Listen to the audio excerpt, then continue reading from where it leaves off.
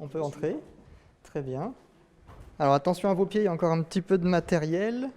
Visite de chantier ce matin-là à Cruseilles pour Benjamin Muset. Au mois de juin, avec sa famille, il viendra s'installer dans ce T4 flambant neuf qu'il est en train d'acheter. Petite subtilité qui fait toute la différence. La famille achète les murs, le bâti, tandis qu'Ideis, organisme de foncier solidaire, achète le terrain. La famille déboursera 231 000 € au lieu de 355 000 € sur un achat traditionnel. Pour nous, c'est l'avantage de pouvoir accéder à un logement en étant propriétaire sur la ville de Cruseilles, en étant 2 salariés français qui ne sont pas avec des gros salaires. Et du coup, pour ma compagne et ma fille, c'est important. Par la même occasion, la famille Muset, actuellement locataire chez Haute-Savoie Habitat, libérera un logement social. 18 000 personnes sont en attente dans le département. Pour résoudre le problème du logement en Haute-Savoie, il faut tout expérimenter.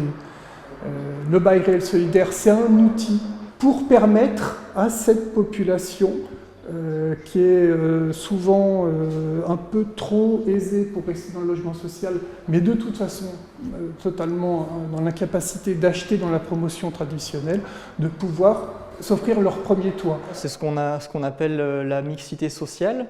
Et ici, c'est très défini, puisqu'on a un seul bâtiment, avec 2 montées d'escalier, mais ça reste un seul bâtiment, et avec des logements en accession, des logements locatifs sociaux, ce logement en BRS, qui ne sont pas clairement identifiés chacun à un endroit.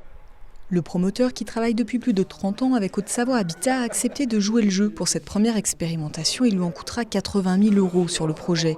Étonnamment, le marché est saturé, mais cette dernière année, les permis de construire ont chuté de 25 % dans le département.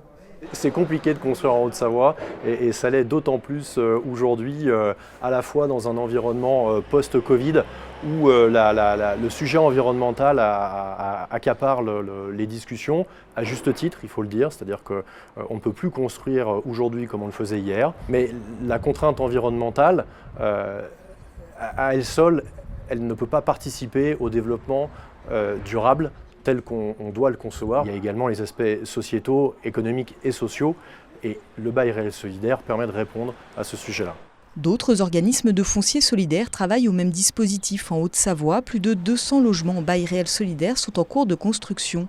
Quant à la famille Muset, si elle souhaite vendre son logement dans quelques années, elle pourra évidemment le faire à un prix plancher pour une autre famille en quête d'un logement accessible.